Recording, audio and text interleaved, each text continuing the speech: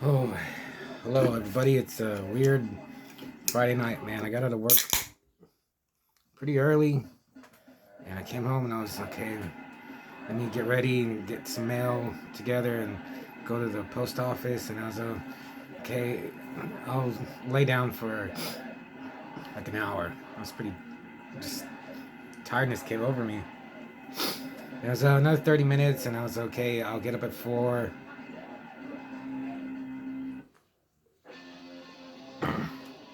And then I just gave up and I fell asleep. But I felt pretty good when I woke up around, I don't know, maybe like near 6. But I got some mail today. I got a letter. I guess I haven't read a letter in a while.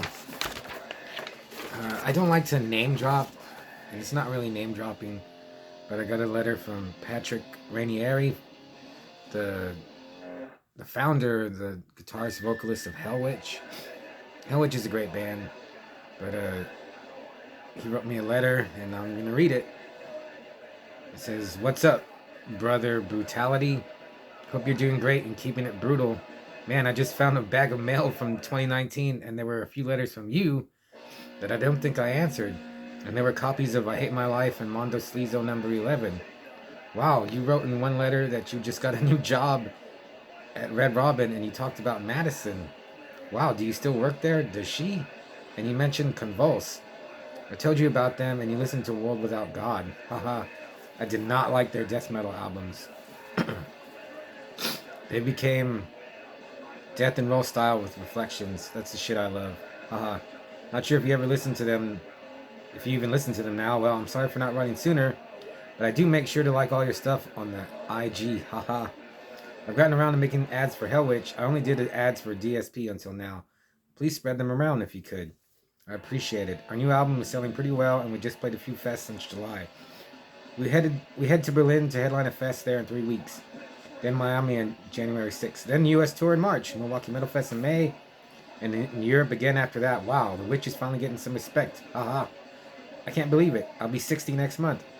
Maybe when I'm 80, Hellwitch will be a name that people know. Haha. So that new Godzilla Minus one looks godly. I've been reading reviews, all good. Also, new Cloverfield movie in 24. I can't fucking wait. So here are more movies for you to check out. I hope you like them. How are the new issues of Night of the Bloody Tapes coming?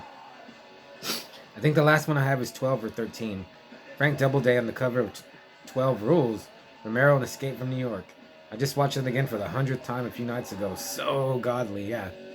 I watched a couple of months ago. I watched Escape from New York, and I always, when I was little, I liked it, but then I realized like this isn't really an action movie. But then I watched it again, and I was like, man, this movie just does not stop. It just goes. It's so good. I'm gonna get drunk. Um, you mentioned doing yoga in 2019 in your 2019 letter.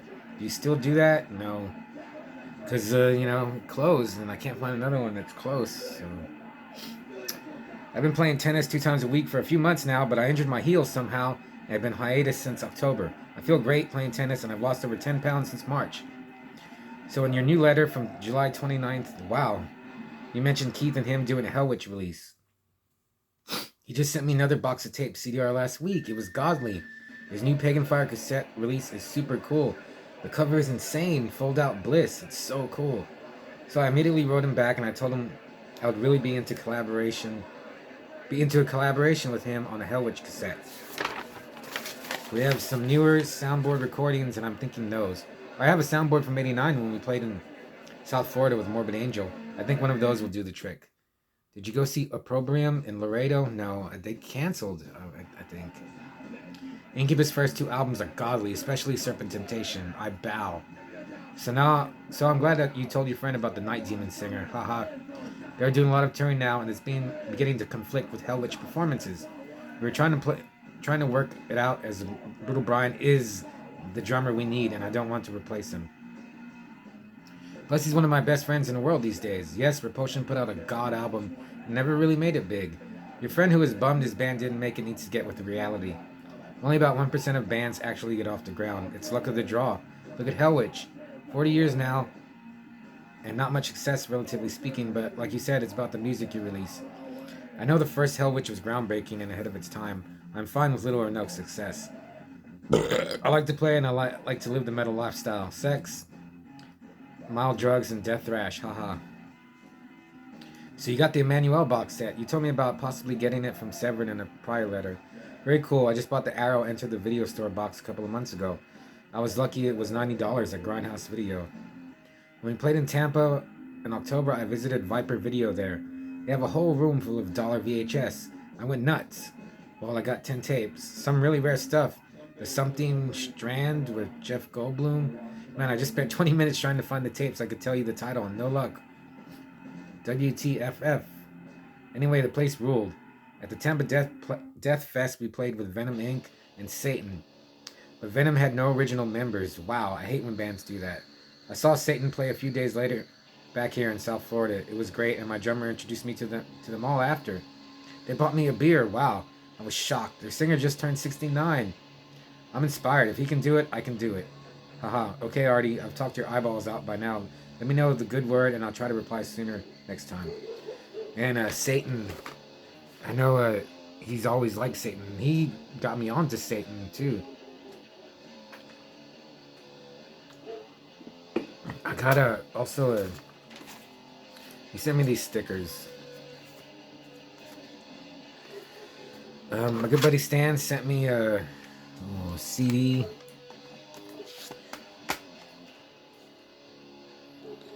Central Disposal. I listened to a little bit. Dude, they sound like Exodus. He sent me a letter, but I didn't grab it. Next video. And then I got the Conqueror double CD, Sexual Affective Disorder. And I remember I heard Chaos to Climb, which is the 9th track on this album, on a compilation that Relapse put out, and I was like, dude, this is awesome. And I can never find anything from Conqueror. And they just were a band that never broke out in America. Like if you look on Metal Archives, they almost have they barely have any reviews. They put out tons of albums. They're still together, and they just never broke out, like Pat was talking about. But and it has their demos. I listened to them. They sound great, man. So yeah, everyone, like if you like just turn more into like a meaty, like groovy, deathish thrash metal more now than death metal, but their stuff is still good. And they gave me permission a long time ago. Like he said, I could use their music in my video, so that was really nice of Anders. So on to the review. See, this one is this is for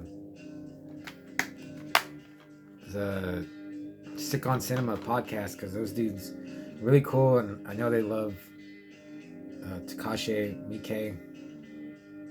So this one is for you guys. Hope you like it. So I found this at Big Lots, and it was a Takashi Miike movie at Big Lots. This is on that Well Go USA Entertainment. So I was like, why this? Why not all of his other movies? I want to find out, why can't we find Takashi Miike movies at Dollar Tree or Dollar General?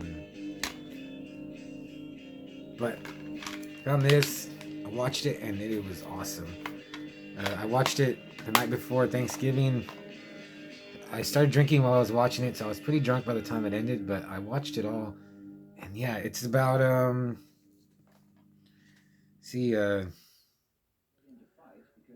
when a duplicitous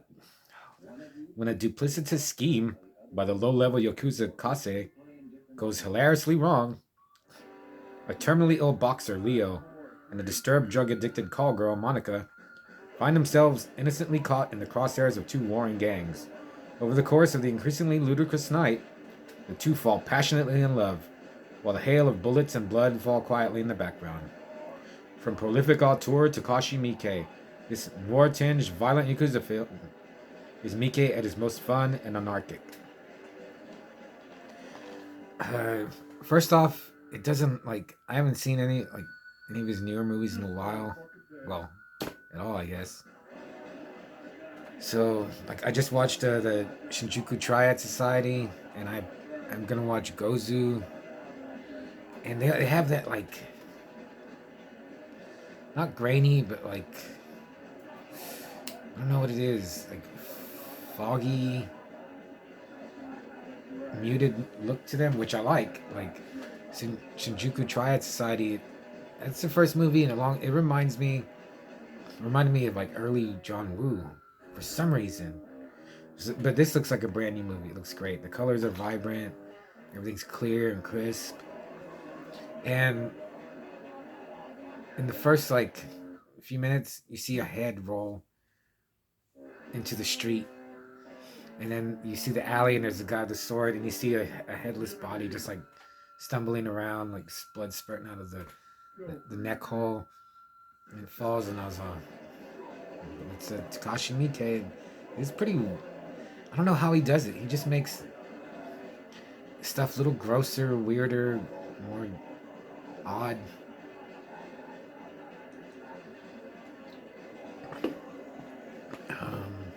So yeah, there's this boxer. He finds out he has a terminally ill disease, and he's just wandering around. He runs into this girl, Monica, and he sees a guy chasing her, and he punches the dude, which is a cop, like a bad cop, and it's just them going through the night. I really like that. I like movies where it's all over one evening or nighttime.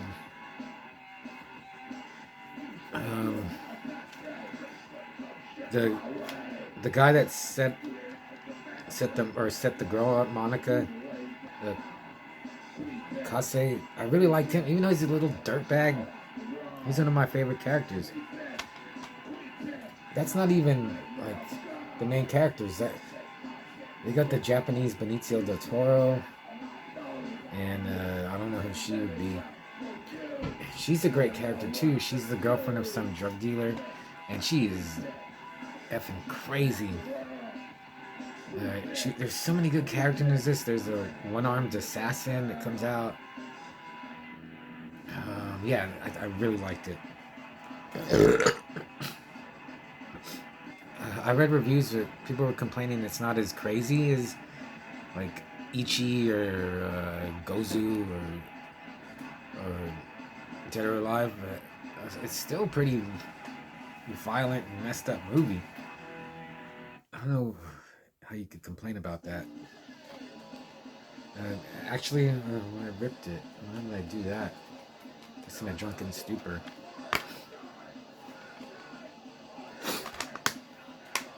This is a movie. I was halfway through. I was I'm gonna watch this again because I was pretty drunk and I forgot stuff. But there's nothing as crazy like an Ichi the Killer audition. But there's some good gun blasts, fights.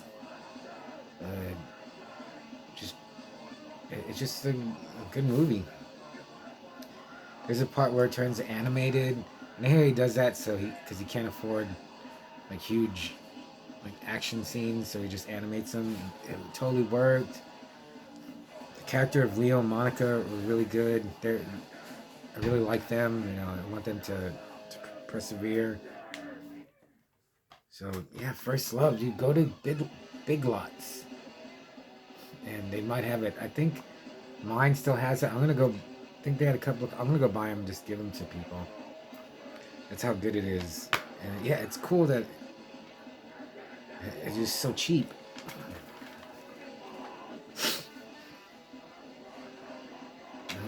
What else? And it's just weird how it has a lot of his old stuff he's done in his other Triad movies. There's Chinese, Taiwanese gangs in there too, mixed in with Japanese, which you can. Can you tell Japanese, Chinese, and Taiwanese, I can't. The language, maybe, if you have a really good ear. Um, I'm trying to remember the end. I can't remember the very end, but I'm gonna watch it again. And I totally suggest check out First Love and his other movies. Go to your library. I know they have Miike movies there, and I'll give this a 4 out of 5, just because. Yeah, if I would say Ichi, maybe it's like a 4.5. So, but really good. So I'm watching the movie right now. A really weird one, and see what I can do. I'm gonna work on letters to return to Pat.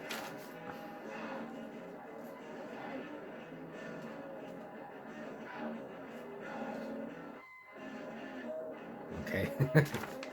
um, and hopefully I'll see you tomorrow. Let me know what you think.